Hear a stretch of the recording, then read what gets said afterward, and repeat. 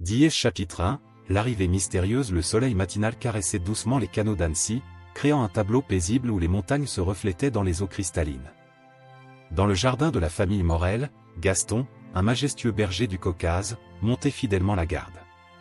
Ses maîtres étaient partis en voyage, le laissant sous la surveillance attentive de Madame Louise, la voisine bienveillante qui s'occupait de lui pendant leur absence. Ce matin-là, l'air était lourd d'une tension inhabituelle. Les nuages s'amoncelaient rapidement dans le ciel, transformant la lumière dorée en une pénombre inquiétante. Gaston, malgré sa nature courageuse, sentait que quelque chose d'extraordinaire allait se produire. Ses instincts ne le trompaient jamais. La tempête éclata avec une violence sans précédent. Les rafales de vent hurlaient entre les arbres, arrachant les branches et faisant voler les objets non attachés dans le jardin. Les éclairs déchiraient le ciel, illuminant brièvement le paysage tourmenté. Même Gaston, pourtant habitué aux intempéries, fut contraint de se réfugier dans sa niche. L'aube suivante révéla l'étendue des dégâts. Le jardin, habituellement si ordonné, ressemblait à un champ de bataille. Des branches jonchaient le sol, des tuiles s'étaient détachées du toit du garage, et les fleurs du parterre avaient été malmenées par les éléments. Mais ce qui attira l'attention de Madame Louise, venue tôt pour nourrir Gaston, fut une forme sombre et immobile près du hangar. C'était un corbeau, magnifique malgré son état. Ses plumes d'un noir profond luisaient faiblement sous la lumière matinale. Madame Louise le crut sans vie, mais Gaston, s'approchant avec une délicatesse surprenante pour un chien de sa taille, perçut autre chose. Dans les yeux du corbeau brillait encore une étincelle de vie. Avec une douceur inattendue, Gaston saisit délicatement l'oiseau par l'aile et le transporta jusqu'à sa niche. Il l'installa confortablement sur ses propres couvertures, comme s'il comprenait instinctivement que cet étrange visiteur avait besoin de protection et de chaleur. Le soir venu, lorsque la famille Morel rentra de voyage, ils trouvèrent cette scène improbable, leur imposant gardien veillant sur un corbeau blessé. La petite Élodie, 12 ans à peine, fut immédiatement fascinée. Elle s'approcha doucement et remarqua que, malgré ses blessures, l'oiseau les observait avec une intelligence déconcertante. « Il a l'air si différent », murmura Élodie à ses parents. En effet, quelque chose dans le regard de ce corbeau semblait transcender la simple nature animale. Il y avait une profondeur, une conscience qui dépassait l'entendement. Tandis qu'Élodie l'examinait plus attentivement, elle remarqua un détail intrigant, sur l'une de ses plumes était gravé un minuscule symbole, presque invisible à l'œil nu. Elle n'y prêta pas immédiatement attention, mais ce détail allait bientôt prendre une importance capitale dans les événements à venir. « Nous devrions l'appeler Hugo », décida spontanément Élodie. Le nom semblait parfaitement convenir à cet être mystérieux qui venait d'entrer dans leur vie. Ce qu'ils ignoraient encore, c'est que l'arrivée de Hugo allait marquer le début d'une série d'événements extraordinaires qui changeraient à jamais le destin de la famille Morel. Dièse chapitre 2, des signes étranges. Les jours qui suivirent l'arrivée de Hugo furent marqués par une série d'événements inexplicables. Le corbeau se remettait rapidement de ses blessures, démontrant une résilience extraordinaire. Mais ce qui frappait le plus la famille Morel, c'était son comportement inhabituel. Hugo ne se contentait pas de se comporter comme un simple corbeau. Il semblait comprendre les conversations, réagissant aux mots et aux émotions avec une perspicacité troublante. Sa relation avec Gaston, déjà remarquable dès le premier jour, évoluait vers quelque chose de plus profond, comme s'il partageait un secret. Un après-midi, alors qu'Élodie faisait ses devoirs dans le jardin, Hugo commença à manifester une agitation inhabituelle. Il voltigeait autour de Gaston, émettant des croassements insistants. Le berger du Caucase, habituellement calme, se mit à suivre le corbeau jusqu'à un coin reculé du jardin. Là, sous un buisson, ils découvrirent une vieille clé rouillée. « D'où peut-elle bien venir ?» se demanda Élodie, examinant l'objet avec curiosité. La clé portait des marques anciennes, des motifs qui lui rappelaient vaguement quelque chose, mais elle n'arrivait pas à mettre le doigt dessus. Cette découverte ne fut que le début. Hugo commença à rassembler divers objets brillants, les disposant méticuleusement dans un coin de la niche de Gaston. Des boutons anciens, des morceaux de verre poli, et même un petit médaillon en argent terni. Chaque objet semblait avoir été choisi avec soin, comme s'il faisait partie d'un puzzle plus grand. Une nuit, les parents d'Élodie furent réveillés par des sons inhabituels venant du jardin. Hugo émettait des cris d'avertissement, tandis que Gaston grondait doucement. Monsieur Morel, inquiet, découvrit qu'un renard rôdait près du poulailler. Grâce à la vigilance du duo improbable, aucune poule ne fut menacée. Ce n'est pas normal, confia Madame Morel à son mari. J'ai l'impression que Hugo essaie de nous dire quelque chose. En effet, le corbeau semblait particulièrement agité lorsqu'il s'agissait de certains endroits du jardin, notamment près du vieux chêne qui dominait la propriété. Un matin, Élodie remarqua que Hugo évitait systématiquement de se poser sur certaines branches de l'arbre. Il manifestait une nervosité visible chaque fois que quelqu'un s'approchait d'un certain périmètre autour du tronc. Gaston, fidèle à son nouvel ami, adoptait le même comportement, montant la garde comme s'il protégeait un secret. La curiosité d'Élodie grandissait chaque jour. Elle commença à noter dans un carnet tous les comportements étranges de Hugo, dessinant des schémas de ses déplacements dans le jardin, relevant les endroits qu'il évitait ou, au contraire, semblait vouloir leur faire découvrir. « Regarde, maman, dit-elle un soir en montrant ses notes. Il y a un motif dans tout ça. Ce n'est pas aléatoire. » Sa mère examina le carnet avec attention, son visage trahissant une légère inquiétude. Les dessins d'Élodie révélaient effectivement une sorte de configuration, comme si Hugo traçait un chemin invisible dans leur jardin. Diez chapitre 3, les échos du passé. L'automne s'installait doucement sur Annecy, teintant les feuilles de rouge et d'or. Un matin brumeux, alors qu'Élodie rejoignait Gaston et Hugo dans le jardin, elle remarqua quelque chose d'inhabituel. Le corbeau tenait dans son bec un morceau de tissu déchiré, visiblement ancien, qu'il déposa délicatement devant elle. Le tissu, malgré son état défraîchi, portait des traces de broderie au motif complexe. Certaines lettres, à moitié effacées par le temps, semblaient former un nom. Intriguée, Élodie le montra à sa mère qui, en le voyant, pâlit légèrement. Ces motifs, murmura Madame Morel, ils ressemblent à ceux de la vieille tapisserie de grand-mère Adeline. Elle monta rapidement au grenier et en redescendit avec un coffret en bois sculpté. À l'intérieur, soigneusement plié, se trouvait une photographie jaunie montrant une tapisserie aux motifs identiques. Ta grand-mère Adeline parlait souvent d'une histoire de famille, expliqua-t-elle à Élodie. Elle disait que notre lignée était liée d'une façon particulière à Annecy, mais elle n'a jamais voulu en dire plus. Les yeux de Madame Morel se perdirent dans le vague, comme si elle essayait de se rappeler des détails oubliés. Pendant ce temps, Hugo manifestait un comportement de plus en plus étrange. Il passait des heures à survoler certaines zones du jardin, particulièrement autour du vieux chêne. Gaston le suivait du regard, comme s'il comprenait quelque chose que les humains ne pouvaient pas percevoir. Un jour, alors qu'Élodie feuilletait de vieux albums photos dans le grenier, elle tomba sur un journal intime appartenant à son arrière-grand-mère. Les pages jaunies contenaient des croquis d'oiseaux, principalement des corbeaux, accompagnés de notes cryptiques. Certains dessins montraient des symboles similaires à celui qu'elle avait aperçu sur la plume de Hugo. Les gardiens ailés, luaient à voix haute, protecteurs des secrets d'Annecy. Le reste de la phrase était illisible, mais ces quelques mots firent naître des frissons le long de son dos. Elle descendit en courant montrer sa découverte à ses parents. Cette même soirée, un incident troublant se produisit. Un homme apparut à leur porte, demandant des renseignements sur un corbeau aperçu dans le quartier. Son attitude semblait polie, mais quelque chose dans son regard mit Gaston mal à l'aise.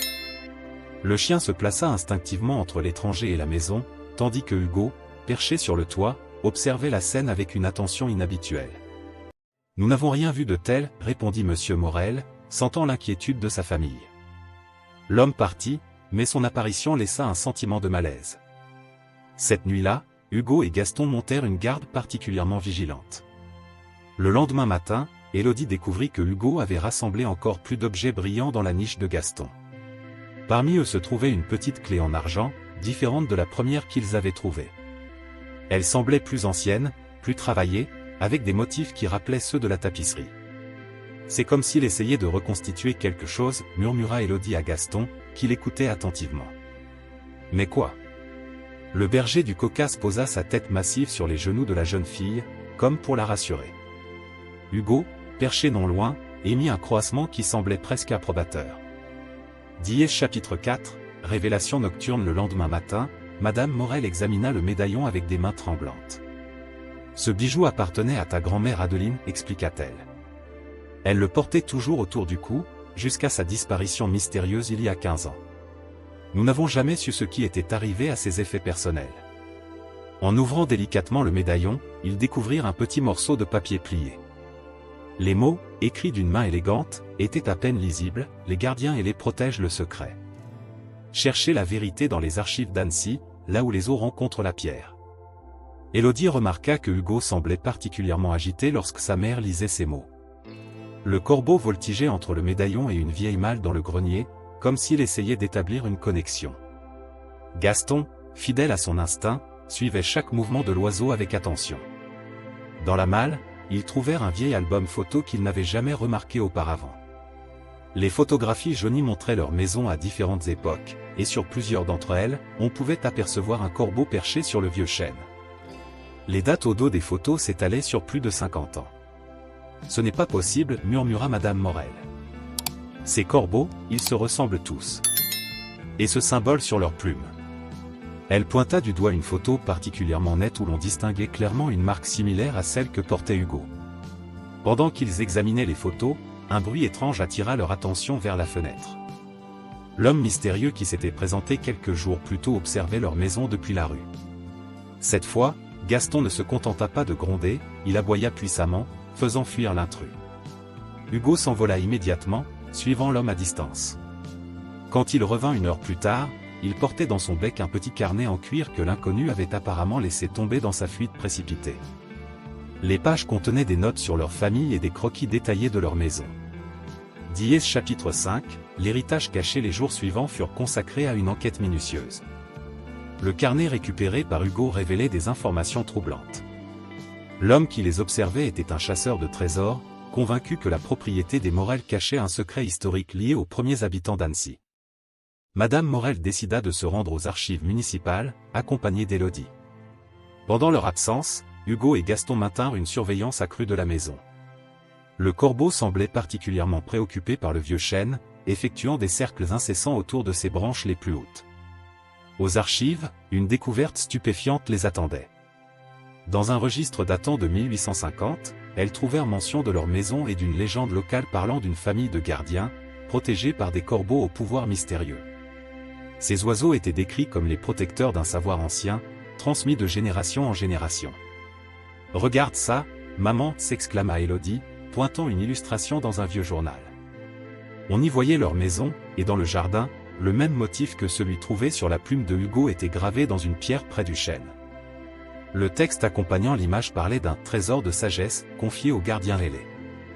De retour à la maison, elles trouvèrent Hugo dans un état d'agitation extrême. Le corbeau volait entre le grenier et le jardin, transportant systématiquement de petits objets brillants vers un point précis près du chêne. Gaston, comprenant visiblement l'urgence de la situation, creusait méthodiquement à l'endroit indiqué. Sous leurs yeux ébahis, Gaston découvrit une petite boîte métallique.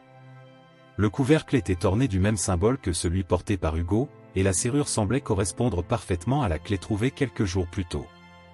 Au moment d'ouvrir la boîte, un bruit de pas dans l'allée les fit sursauter. L'homme mystérieux était revenu, mais cette fois, il n'était pas seul. 2 autres personnes l'accompagnaient, leur attitude clairement hostile. Gaston se plaça instinctivement devant la famille, tandis que Hugo s'élevait dans les airs, prêt à défendre son territoire. Dièse chapitre 6, le secret des gardiens face à la menace, Hugo déploya une stratégie surprenante. Il s'éleva dans les airs et fut rapidement rejoint par une dizaine d'autres corbeaux, tous portant le même symbole mystérieux sur leurs plumes. Leur apparition soudaine créa une diversion parfaite, permettant à Monsieur Morel d'appeler les autorités. Pendant que Gaston maintenait les intrus à distance par sa présence imposante, Élodie et sa mère purent ouvrir la boîte métallique. À l'intérieur, elles découvrirent un ancien manuscrit, des photographies, et une lettre de grand-mère Adeline. « Ma chère famille, » commençait la lettre, « si vous lisez ceci, c'est que les gardiens ailés ont jugé le moment venu. Notre famille a toujours été liée aux protecteurs d'Annecy, une lignée de corbeaux extraordinaires qui veillent sur les secrets de notre ville depuis des générations. » Le manuscrit révélait une histoire fascinante. Les corbeaux, dont Hugo était le dernier représentant, étaient les gardiens d'un savoir ancestral sur l'harmonie entre l'homme et la nature. Chaque génération de la famille Morel était choisie pour préserver ses connaissances, transmises à travers des symboles et des rituels secrets. La police arriva rapidement, et les intrus furent appréhendés. Il s'avéra qu'ils faisaient partie d'une organisation cherchant à s'approprier des artefacts historiques pour les revendre au marché noir. Leur présence avait précipité la révélation du secret que Hugo devait transmettre à la famille. Dans les jours qui suivirent, la famille Morel comprit pleinement leur héritage. Les objets brillants qu'Hugo avait collectés formaient une carte ancienne d'Annecy, révélant des lieux sacrés oubliés. Le vieux chêne de leur jardin était l'un des points centraux de ce réseau de sites historiques. Élodie fut officiellement désignée comme la nouvelle gardienne des secrets, avec Hugo et Gaston comme protecteurs fidèles. Le corbeau et le berger du Caucase avaient tissé un lien unique, représentant l'alliance parfaite entre le monde des hommes et les mystères de la nature. La famille Morel réalisa que leur maison n'était pas simplement un lieu de vie, mais un sanctuaire de sagesse ancestrale. Les comportements étranges de Hugo prenaient enfin tout leur sens, il les avait guidés pas à pas vers la découverte de leur véritable héritage. Aujourd'hui encore, si vous passez par Annecy, vous pourrez peut-être apercevoir une jeune fille accompagnée d'un majestueux berger du Caucase et d'un corbeau au regard intelligent. Ils sont les gardiens d'une sagesse ancienne, protégeant les secrets qui font la magie de cette ville enchantée. Et si vous tendez l'oreille, vous entendrez peut-être le croassement de Hugo, rappelant à tous que les plus grands mystères se cachent parfois dans les endroits les plus familiers, attendant d'être découverts par ceux qui savent vraiment regarder. Fin de l'histoire, chers auditeurs, nous espérons que cette histoire mystérieuse d'Hugo, Gaston et la famille Morel vous a transporté dans un monde où la magie et la réalité se rencontrent. Pour découvrir d'autres récits enchanteurs comme celui-ci, nous avons créé une playlist spéciale que vous trouverez en cliquant sur le lien à gauche. Si cette histoire vous a touché, n'oubliez pas de vous abonner à notre chaîne et de laisser un « j'aime » à la vidéo. Chaque jour, nous partageons des histoires uniques qui explorent les mystères de la vie. Partagez vos théories et vos impressions dans les commentaires, votre corbeau personnel vous attend peut-être quelque part. À très bientôt pour de nouvelles aventures extraordinaires.